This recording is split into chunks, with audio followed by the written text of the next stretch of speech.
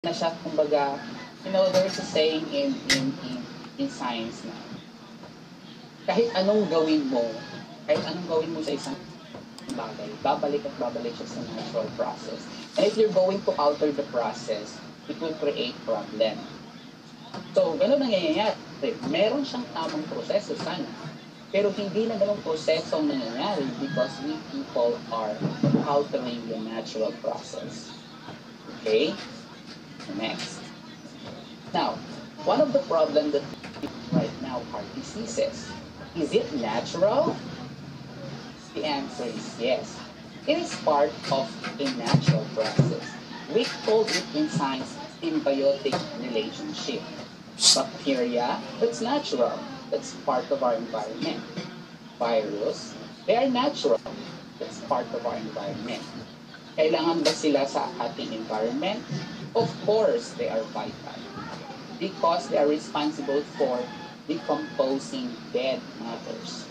So in biology or in science, we believe that things like diseases are just a natural process. Nagiging worse lang siya because, ayun na nga, sinasabi natin kanina, we don't know how to handle them.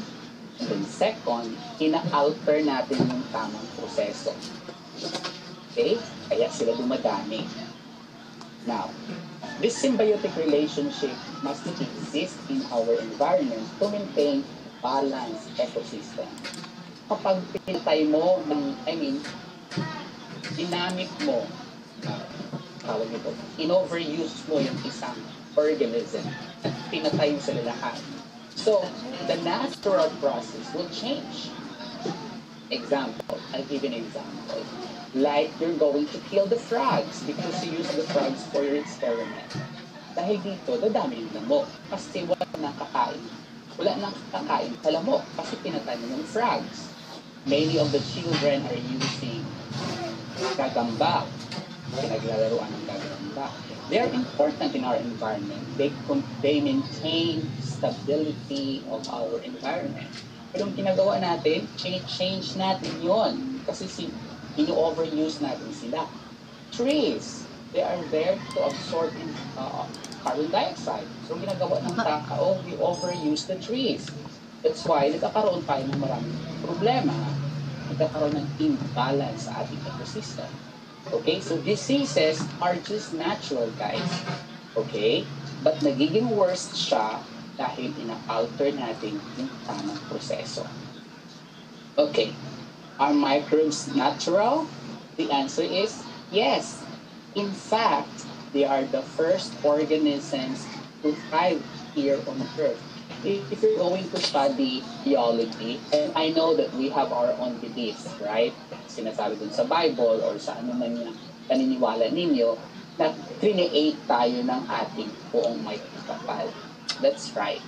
But if you're going to study biology, biology will tell you na yung life dito sa Earth ay nagsimula doon sa mga rocks.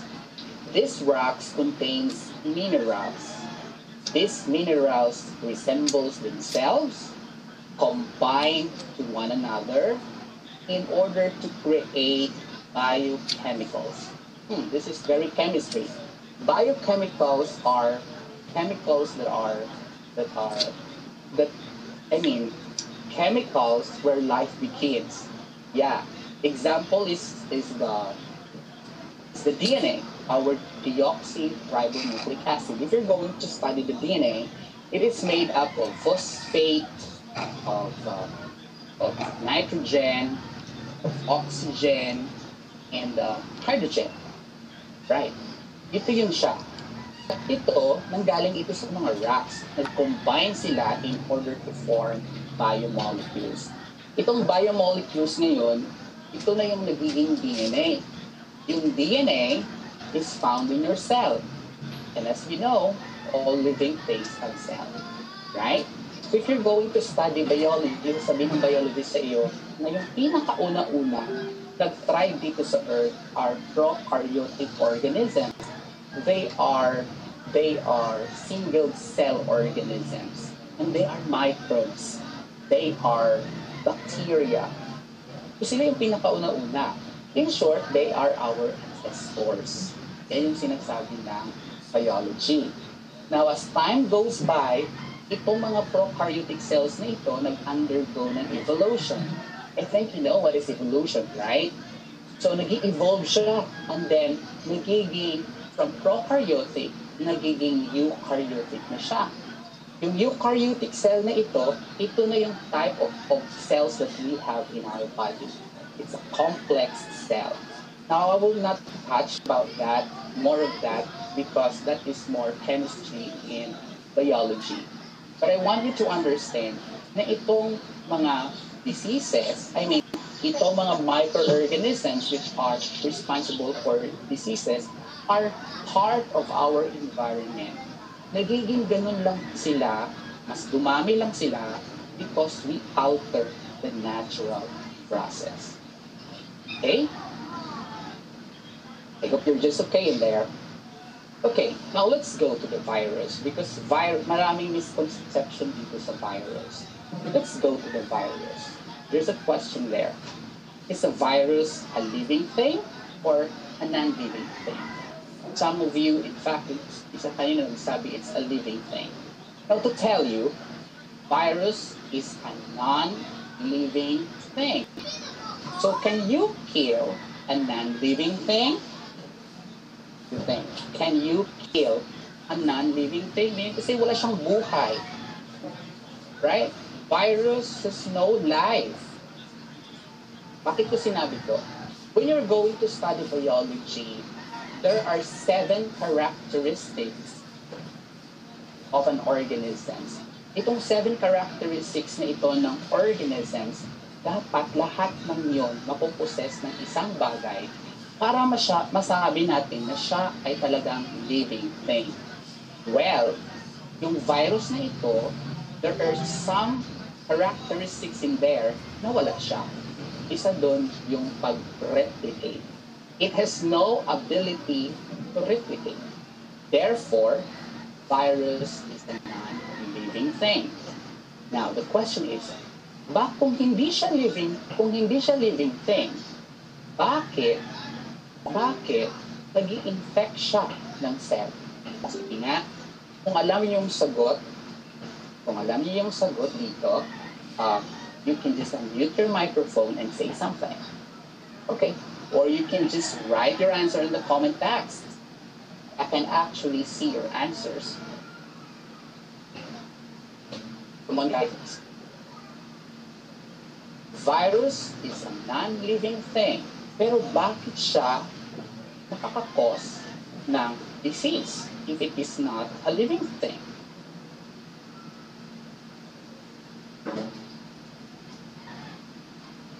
Yeah, I like the comment of Ma'am Lunita. Yeah, Lunita. She said here, we should also plant more trees, sir, to replace trees that were cutted. That's right, you got it right. So while waiting for your answer, let's read some of the response of the participants here, because I want as much as possible that this particular seminar or training is interactive as much as possible. Okay.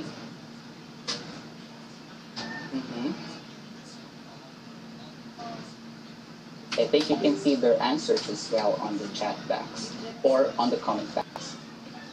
Okay. So let's orient ourselves. What is really a virus? Para pag nag-share tayo, kasi teacher tayo, right? Pag nag-share tayo ng ating ideas, totoo. Kasi meron siyang basihan. Okay. So virus are not living things. They are not living things, and they do not possess all the 7 some of the characteristics of living things, and one of which is the ability to replicate. Ay, sasabihin nyo ngayon sa akin na, oy, Mr. Dante Arboleda, sinasabi mong they do not have ability to replicate. Bakit sila dumadami? Kasi kung hindi sila dumadami, Mr. Dante Arboleda, edi sana isang tao lang ang nagkaroon ng COVID-19. Bakit ngayon? Parang ang nangyayari, parang dumadami ata yung COVID-19 cases. sa ating bansa at sa ibang bansa, it means na dumadami sila. Right? Yeah. That your observation is also correct. Virus is not a living thing. But when they invade your cell, that's the time they can replicate. So, yung kumbaga, let's make it simple.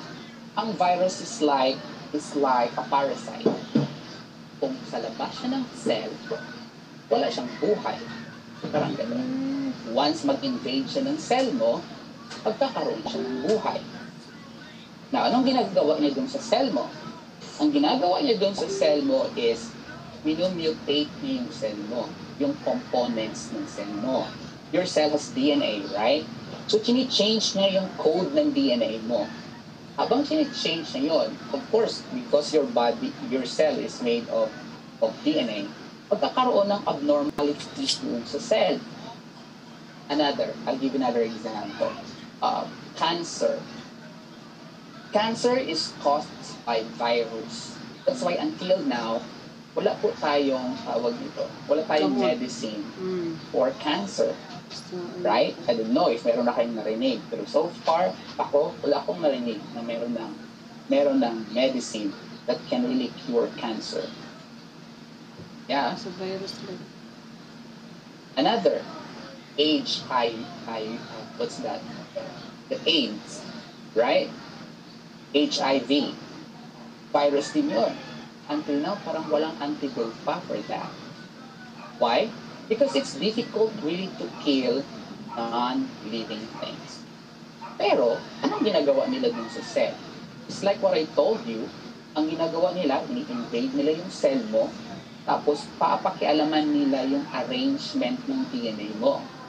Once change na nila ang arrangement ng DNA mo, pagkakaroon na ngayon ng abnormalities doon sa function ng cell. And remember, your body is made of cells. So ngayon, kung nagkaroon na ng abnormalities doon sa cell mo, affected na ngayon yung tissue kung saan makikita yung cell ngayon. And then, since yung tissue mo hindi na makapag-function ng maayos kasi ang cell niya nasira na, masisira na rin yung organ mo. Kasi we know na yung organ natin is made of tissues. So kung sira na yung organ mo, yung organ system hindi na makapag-function ng maayos. This is really science, right? So, like for example, digestive system. Pag sinabi natin system, ang daming organs na tulong-tulong para maka-function sila as one. So, digestive system, that includes your mouth, your esophagus, your stomach, your intestine, your small intestine, and more. Like that. So they are made of organs. So just imagine if one organ could not function well, sabihin natin stomach. The stomach could not function well because nasira nga yung cell ninyo because of the virus. So the digestive system could not do its job to digest your food maayos kasi nga nasira na yung stomach. So in totality, yung buong katawan mo hindi na hindi ka na makapag-function ng maayos dahil sa some parts of your body is already damaged. So what is this coronavirus therefore? Ang virus kasi very specific sila. Very specific sila kung anong cell ang i-invade nila. So they invade your respiratory tract.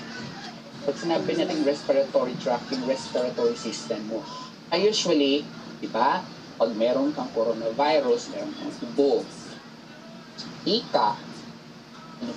nagpuproduce ka ng phlegm, so masakit yung ulo mo dahil sa na-infect na yung respiratory tract mo. So they are very specific kung anong klaseng cell ang i-invade nila. Okay? The next. Now, can you kill a virus? I think we answered this question. The answer is no, because they are not living things. But yes, sinabi ko dito yes, kasi actually, pwede naman sisirain natin yung component ng virus. But we need extreme heat or corrosive chemicals. But of course, hindi naman pwedeng ilagay mo yung sarili mo sa napakainit na mainit sa temperature, mamamatay ka din. Or you're going to expose yourself to to corrosive chemicals kasi masisira din yung skin mo or masisira yung mga organs mo. Yeah, we could not kill them, pero pwede natin i-weaken ang kanilang system. Okay, so we use chemicals like alcohol, for example. Okay, now what can we do in order to protect ourselves from virus? So actually, gas-gas na rin ito kasi parating reminder ito ng ating government. The first one is clean your hands often, either with soap or water for 20 seconds. So ito yung pinakamagandang panlaban natin para maiwasan natin ang virus, no? Yung mag-wash ng hands. Because we cannot keep. So what we're going to do is in our hand. So ang alcohol, let's talk about alcohol. Ang alcohol, yes, nakakatulong siya. Kasi when you're going to put alcohol in your hand, parang wina-wash out mo rin yung virus. Okay? However, hindi mo siya makikill, hindi mo siya makapatay. But we can weaken the membrane of the virus kasi they are like cells as well. Parang cell din yan sila na maliit. Okay? So, kung lagyan mo ng chemical sila, weaken yung kanilang system. And so, hindi sila basta-basta makakapit doon sa cells. I don't know kung may nakita na kayong picture ng virus. I'm sorry, I could not show it to you. Pero ang virus, meron din siya, di ba tinatawag corona? I think you can visualize it. Corona, meron siyang bilog, tapos meron siya para mga tusok-tusok. So itong mga tusok-tusok na ito, pwede natin yan siya tanggalin with the help of the chemicals like for example, alcohol or disinfectant like that. So pwede natin sila tanggalin. So they could not invade easily your cells. Okay? But the best way is really to wash your hands. Okay? Yan yung pinakapanlaban natin. So kung lalabas ka sa bahay ninyo and then you expose yourselves doon sa maraming tao kasi gumamit ka ng public transport, pagdating mo ng bahay, kailangan naligo ka. That is to wash away the virus na kumapit dun sa katawan mo. Kasi ang delikado doon is this, you have in your hand, but once you're going to touch it in your eyes or in your nose, papasok siya doon sa system mo. And to be more specific, papasok siya doon sa cell mo. Once in-invade niyo yung cell mo, i-change na ngayon yung code ng DNA mo. Kapag na-change na ang code ng DNA mo, yun na ngayon ang problema. Okay? Yan siya. So magkakaroon ka na ng, you are infected now kasi nakapasok na sa system mo yung virus na ito. So yun siya. Okay? Next, avoid close contact with people who are sick. Not only with people that are sick. Kahit na wala silang sakit, pag nandun ka sa labas, pwede, tawag dito, practice social distancing. Nung nandun ako sa Manila, in Jensen, generals are really very good. Because nakita ko doon na siniseryoso, though meron namang mga pasaway sa Jensen, pero nakita ko talaga na during Sunday, very, yung mga generals, they are following kung ano sinasabi ng local government. So, kudos to the generals for that, lalong-lalo na pag Sunday. Kasi ako nakatira ako sa Manila for 3 months before going here in China. Nakita ko ang mga tao parang wala na rin pakialam.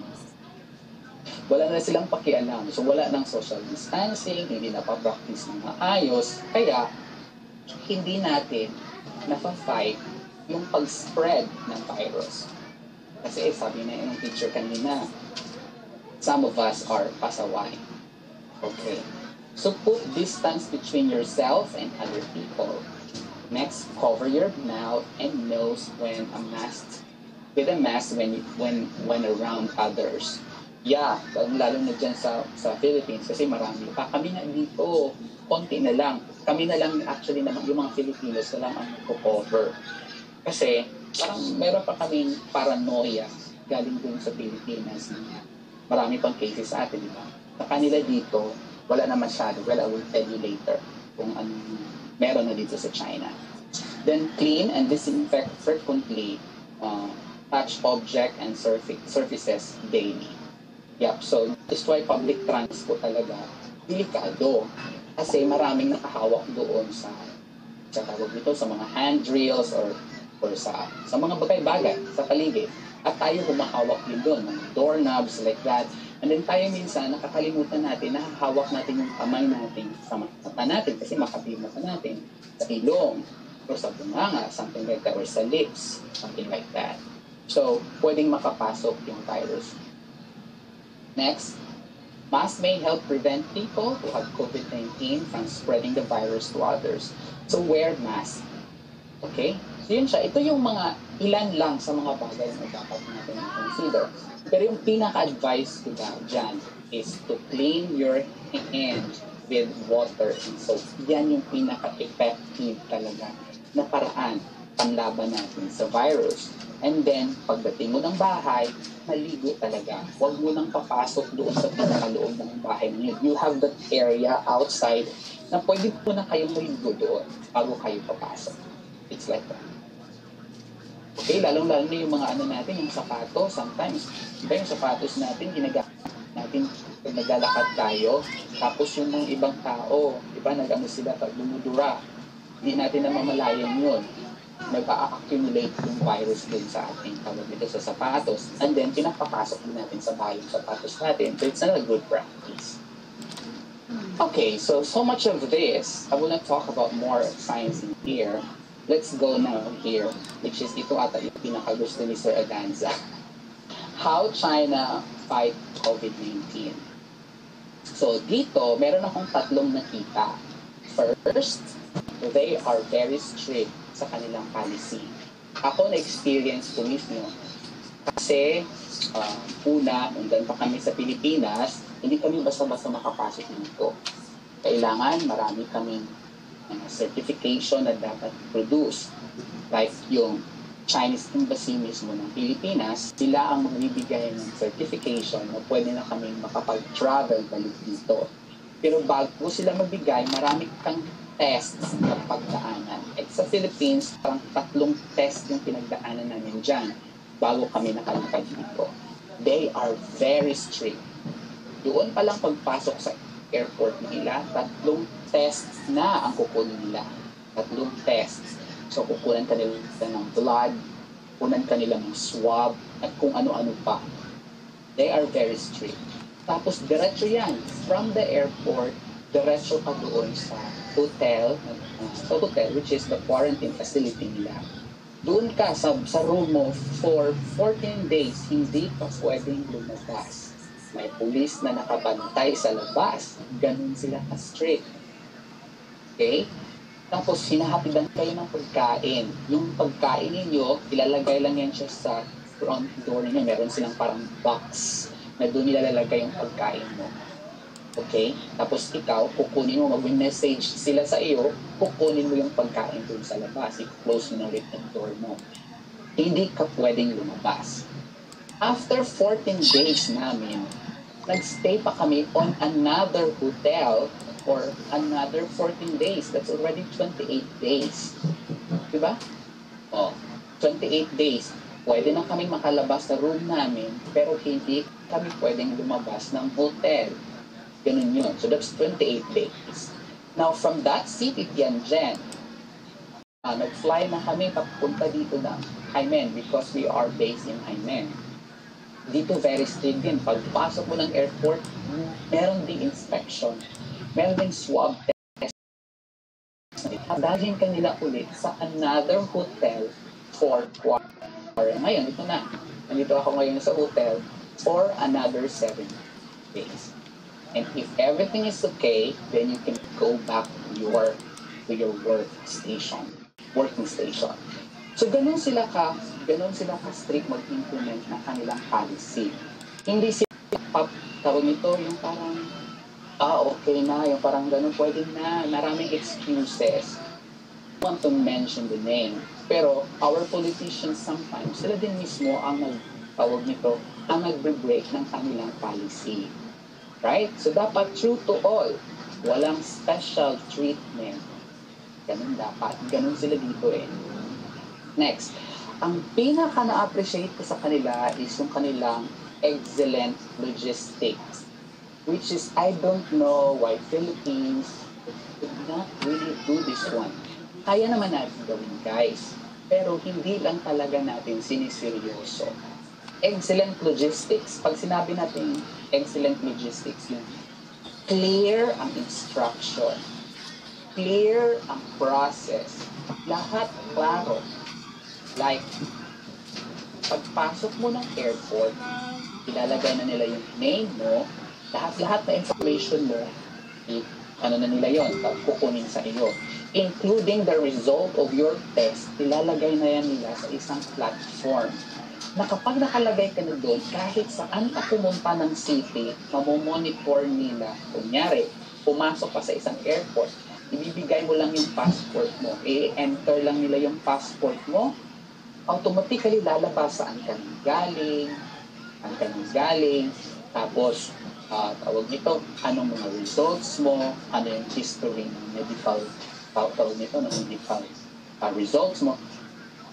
Ganon. Sa ating papel-papel pa rin tayo, we are very backward. Pwede naman natin gawin yun sana. Kung iba-iba tayo, meron tayo kanya-kanya kanya-kanyang proseso. Iba ang proseso ng Gensan, iba ang proseso ng Coronadal City, iba ang proseso ng Polumulo. Sada, isa na yun, isahan. Diba? So, ganun sila ka-clear dito. Very clear ang kanilang processes. Parang lang yan sa mga processes na alam ninyo na sometimes pag mag-a-attend kayo ng training, marami akong narinig ng mga teachers na ang dami-daming sinasabi kasi hindi klaro ang proseso. That is CI will comes in. I like that CI na in-introduce dyan sa Gensan. Not only in Gensan, I'm thinking the whole Philippines na gumagamit na ng CI technology because the CI technology will give you a clear processes, a defined processes. Yun yung kulang natin. So, andun pa tayo sa proseso of improving outcomes for logistics. Okay? Next. Ang pinakamaganda dito sa kanila, they are law-abiding citizens. Yung lahat sila nagpa-follow pag sinabi ng president nila, okay, ganito gawin nyo, huwag kayong lumabas. Hindi talaga sila lalabas. Yung Pilipino tayo. Pag sinabi na huwag lalabas, maraming excuses. So kaya hindi natin masugpo-sugpo itong pag-fight ng COVID-19. Okay? Dahil pang mga reklamo. Okay? We like to blame others. Okay, we like to blame others and then we like to compare ourselves with others. Nakikita ko sa Facebook, compare yung bakit ang Pilipinas hindi natin na-follow yung ganitong bansa? Like, for example, Vietnam. Bakit ang Vietnam ang hirap-hirap ng kanilang place? Pero bakit na-control nila ang pag-spread ng COVID-19? Well, to tell you, Vietnam is a communist country. Kapag sinabi ng kanilang president, ganito ang gagawin, lahat will follow. Not in the Philippines, because we are a democratic country. Pag sinabi ng presidente ganito gawin, ang dami-dami nag-oppose. Pag sinabi naman ng kabila ganito ang gagawin, ang dami-dami nag-oppose. Why we could not support our government? Yeah, why we could not support our government? Ako, I'm not a DDS. I'm not a Dilawan. What I want is to support our government. Kahit sino pang nakaupo dyan, let us support them. Okay? Kasi tingnan niyo, kayo, history teacher kayo, AP teacher kayo. Mula noon ba, hanggang ngayon, pag sino umuupo ba, nasasatisfy ba ang mga Filipinos? Of course not. Yun yung problema sa atin because we do not support our government. So, walang dilawan. It is really politics now, but just one way para mag-unite tayo. I mean, kailangan mag-unite tayong mga Filipinos in order to fight this COVID-19. Na pag sinabi ng government ganito gawin, we should follow them. Okay? Kasi yan yung nakikita namin. Ang mga Pinoy actually, pag pumupunta ng ibang bansa, masunurin. I went to Hong Kong, very strict ang Hong Kong. Pag sinabi ng government ganito, ang mga Filipino nakaka-follow.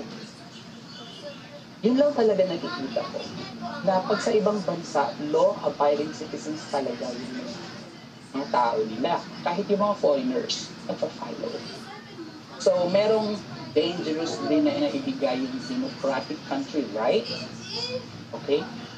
Tingnan mo yung, I'll tell you, United States. Look at United States. They are a democratic country right now. Pero number 1 sila ngayon sa COVID-19. Ang dami-dami din nilang cases. Because some of them opt to follow the rules or the policies given by their government. So, ganun siya. So, sa ganitong pagkakataon, I'll give a 5-star to the communist country. Because sila yung talagang nakapag-confine ng COVID-19 because they are very strict. And then, pag sinabi na natin communist country, negative na kaagad yung sa isip natin. Parang mo ba sinasabi na wala na kayong freedom? Ako, before ako pumunta ng China, I will tell you, marami akong mga negative sa isip ko. Pak, nagawa ko ng research before ako pumunta dito. But then I realized, hindi naman pala. Exaggerated lang yung mga nababasa natin sa Facebook at sa social media. Remember, information in social media are not gospels. Meaning to say, not all are true. So before you're going to click share or like, you should also screen if the information that you're sharing is correct or not. Okay? So ganun tayo dapat. So these are the practices in China. Bakit sila very successful in fighting COVID-19. Now, malapit na tayong matapos. Time check is tama-tama lang talaga. It's 11:52. I have 8 minutes left. So, asa na ngayon ang China? Well, China is already back to normal. Nakakita ka na ng mga tao. Actually, parang alien ka dito pag gumagamit ka ng face mask. Pag lalabas ka, tapos naka-face mask ka, yung mga tao parang titingin sa iyo. It's like for them, it's not anymore normal. Okay? So back to normal na. We are having, sorry for the spelling, we are having already our face-to-face classes. For me, while I'm using the online teaching right now, kasi bawal pa kami pumasok na doon sa campus namin. Kasi sila nag-face-to-face na. Matagal na. Nagsimula sila noong April. Nag-face-to-face sila. Ganon. Then people can go to the mall without face mask. Ganon na sila ngayon dito. So, back to normal na. Okay? Ganon. So, one thing that I want also to share to you is yung nababasa ko rin sa Facebook na this is very discriminating. Yung sisihin natin in China because they are responsible for COVID